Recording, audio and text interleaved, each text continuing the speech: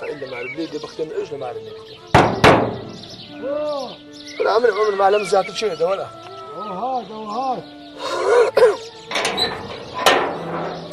سكر وتوي عليه والله فرما باش فرمو على وقت دانش اثنين يا سعيد اما الوضع زور خرافه هاتي ما كنتو اجا تكبيركم لوكي امن وش كابلا قلت زور دي امل بنا زور ايشم كله زور ايشم قوري هيك سمبايز نكد وش كابلا قلت دز دو زير دم لم دس من بتاع رامه او زاد تكبيركم لوكي هاتي ما كنتو والله عمل تكبير ملوخهم دانا او زقلا قرا من دي ولا امن هيز امل من ما اتو تسدك املقت مساعه كم بزمله او زامن بتماما بس ما قبر بيك سي خوم يا دخيلي قبر بيك سي لكم دبي قبر بيك سي اشتك بالو بقاتل ساوخم هات سدك املقت او تجور خود داخلك باش كمنيا دستي لو خوري بتصير بس اون دي لهم بكت ساعه امن زوز بوزعتم وزعم زوز وخرافه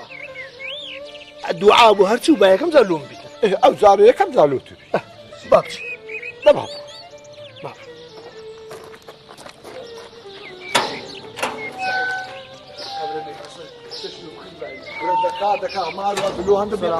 السلام عليكم سعيد سركان أو تسبوا خير لوها مشوش نتقوا معايا والله ما مستعي راسي بيتن من زور بي بختم زور بي تعالوا ما خطر الشم هاي شيء جدا كم هيك منات دستي وصم زوز وخرافه شنو مال سعيد يخون دخيل سعيد كذا استغفر الله كاكا استغفر الله دغيلي من ده ليه قرر ليه كاكا ليه قرر غرتي كذا خيدي كذا ليه قرر ما مصدقني بخوي موضوعك كوا بخوي سركار خوي دغيلي من كذا امين يا خو مسركارن دتم دغيلي قبل بيك سيدكم بس قبل بيك سيد كلك حاج خوم نقول له بتشتان قبل بيك سيا او ما منورينا صاغه ورم بابيك وبتسرج ما منوري بدين باشترا نخوش ما منوري عادي نخوش وانا ناو زيكت يا اي او ما مسألة بوقتش اما لبروي دتي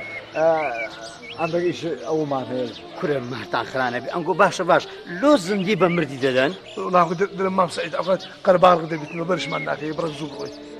والله ما مستدرم اجر رخصة ما بدي اما دسيني وين دلي او ها نا والله ما دام ويبيك ودسين سرش اللي نوريش دينو او زعمش لقتان ديما سقبران اتوش دين امنش ديم لقتان قيناك بس سرش اللي بدي وين ما دام اوش ديت لقر ما بياخذ دسين دواعي دفر مو دفر فرو يا اخو بخير من بخير يا اخو تعمر نقود تعمر بخير من يا اخو خوش او سخيت نوري ولا سوء انا بروح هذا اللي هنعاوم خلاص هم قلب رسوتا متى دكتوري؟ كنا برا ولا تبغى هندي 10 خلينا هندي 10 استفادة مننا كذا. إيه قلت تتسنيا. والله حنا ايش دريتك سؤال. بأذي إن شاء الله. اختيار بدو حملوك إن شاء الله. هريري تو ما واحد خول من رزق كده بيك زاري. والله صدق كاك أنا خوش بيمت. دكتور نارستا والله يقدر يصرح يقدر يقعد أنا بدي أشد هذا بس شيء بتصدم مريم. والله. على نوري أخسك بيه حتى كديت خولها من زيدني. والله كاك بيورني ما بص لاقم حالي ناغي لاق. خونا ما أقول لك يا. بخو إني أصلا مرة لا بس بقى بزاني بس بقى كن عازم عثمان بزاني ناوك نكت يا. نوري.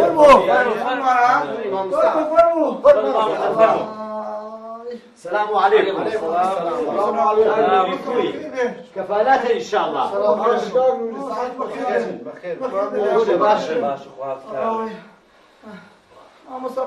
خدا عفتك يا ربي.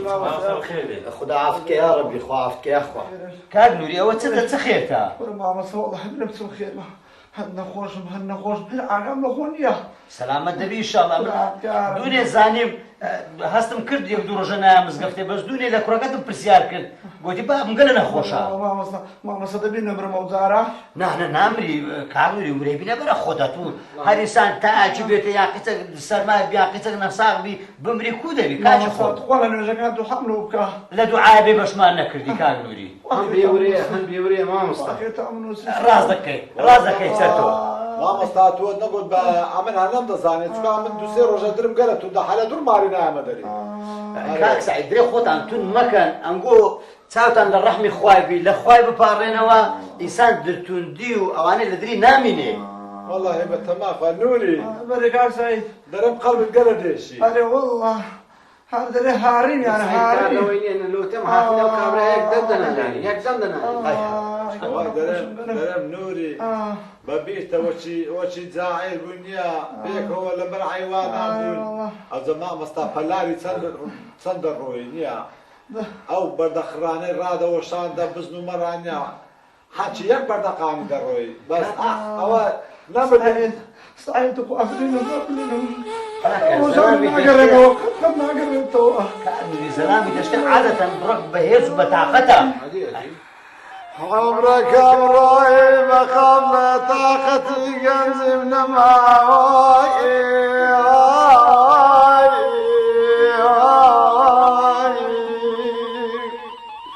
باري حزران بقرانا وروي بشتم سماي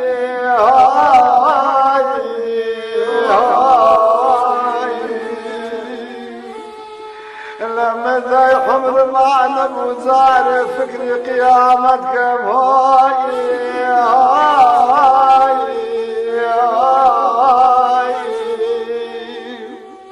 لماني مكو تعيب قربنا روتو نبم يا الله بيتسيبك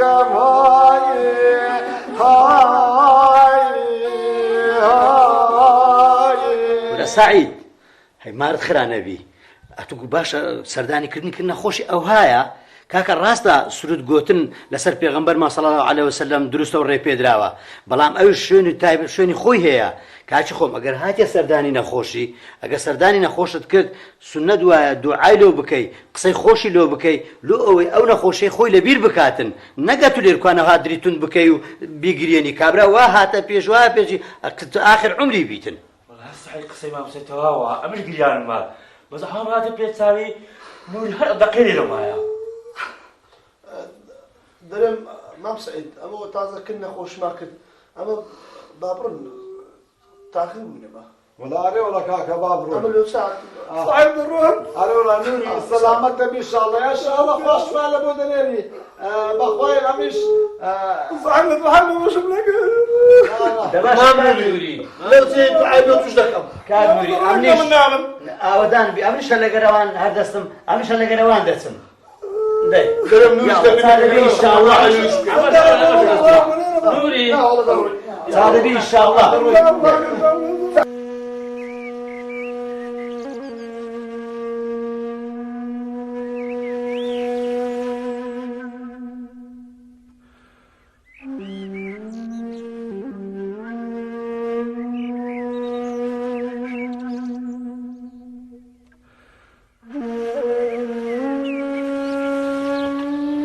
السلام عليك يا دار القوم المؤمنين هدية واصلة إلى روح شرف النبي وإلى روح المسلمين والمسلمات والمؤمنين والمؤمنات وإلى أمواتنا ولأموات جماعة الحاضرين هدية الفاتحة. اللهم صل على سيدنا محمد.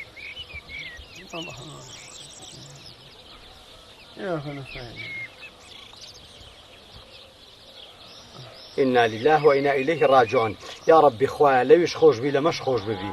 يا ربي خويا قبري بشغل لكاني بهش بحسابك لبو مشبه همان شوا. يا ربي خويا لمردي أو قبرستاني لا هميان خوش ببي زين بهشت إن شاء الله. أدي شيما شيما سيئة كان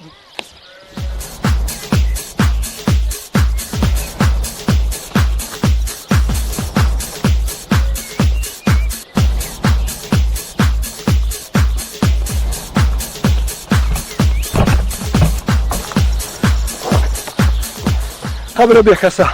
خون دغيلي توكل علاج مكان يا عم ندرم قلا تندا دبي عاود تنجم هلك وكيو قبل بيكسا بما صعب إيه شو فارا وقت لمن هاي دخيل كل يوم يزدو عنك أما مقالة مالوين أنا أنا تيرم ميشتغل دبي على فصلك مال هلا بو بخير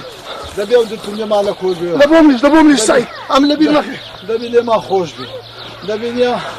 دبي تسي باشا لبو ما بخير ما مستوعب هو ما دخيل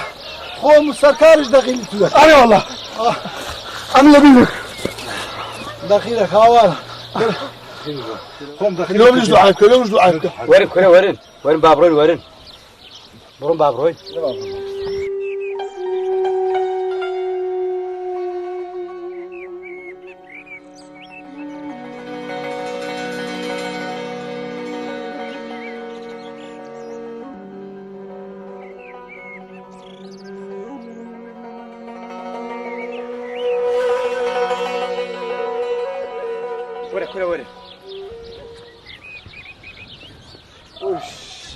وايد انا درين بورا ترادي عن تكدي دا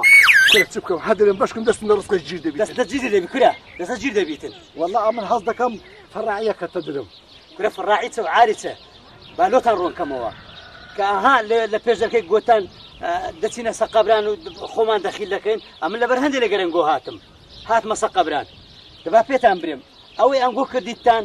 ئەستان هیچ دروست نییە لە ڕووی شەرعەوە ادلو ما مساجد توش لقرا مرانا وصابي بەڵێ کاکە ئەم لە گەرنگۆ ڕاوەستام ئەمن فاتحام دەخین ئەخەت بەخۆی کۆچە سەقەبران دەبی فاتحەی بخینی و دوعایان لە بۆ بکەی نەکەت و لێیان بپارڕێەوە با پێتان برێم ئەنگۆ چەند شتێکتان کرد لە سەقەبران بالۆتان جوان جوان ڕۆنگ بکەمەوە ئەوە دروست نییە ئەنگۆ دەیکەن یەکەم شت کە بە دەورەی ئەو قەبرەیدا دەسوڕات تەوافتان کرد ئەسڵەن دروست نییە تەواف لە غەیری بەیتی خوای گەورە تەواف لۆ هیچ تشکە ناکرێ ئەوەی ئەنگۆ کردیتان ئەوە شرکە لۆ خوای گەورەتان پیا کردیە يعني ليش دستم بربو استغفر الله استغفر الله والله دنا ما تراضي عند كمان يدا کورە ئەوجە باشتی دووەمیشت پێ برێم ئەنگۆ دووەمشت دەزانی چتان کرد خۆتان دەخیلی ئەو قەبرەی کرد ئەسڵەن دەخالەت بوون نە لە بۆ مردی نە لە بۆ زیندی ناکرێ ئیلا دەبی دەخیلی خوای گەورە بوون نەک دەخیلی قەبر و زیندی و مردیان ببن خاڵێکی دیش ئەنگۆ داوای ڕسقی لەوی دەکەن باشە باش کورە کەنجی ڕسق لە دەست مردیانە ڕسق لە دەست خوای گەورەی خوای گەورە ڕسقی دەدا كل ما مصطفى بنسكك ما دست بيو بقرب کورە پنچک نییە خوای گەورە هەموو پنچکەکە دەبی دەست بە حەبلی خوای گەورەوە بگرین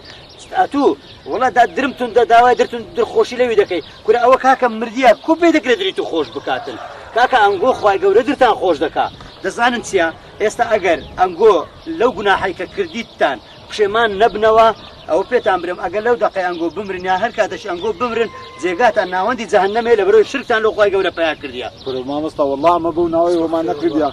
والله امن هل الرا توب اخوا والله جارش كشتي وانا ما دام اوابد ما مستا فاخي تجلي هو تازه والله ما مصطفى مش توبي لكم خلاص ناغر مسوقناعي اخوها حتى سرج داب رزقي بداتن توبي لكم ان شاء الله ناس مسوقناعي کاچی خۆم ئەکە داوای ڕسقی دەکەی یان داوای دڵخۆشی دەکەی یان داوای هەشتشی دەکەین دەبی ئەمە داوا لە خالقی شەو ڕۆژمان بکەین کە پێغەمبەرمان صلی الله علیه وسلم داوای لە خوای گەورە کردیە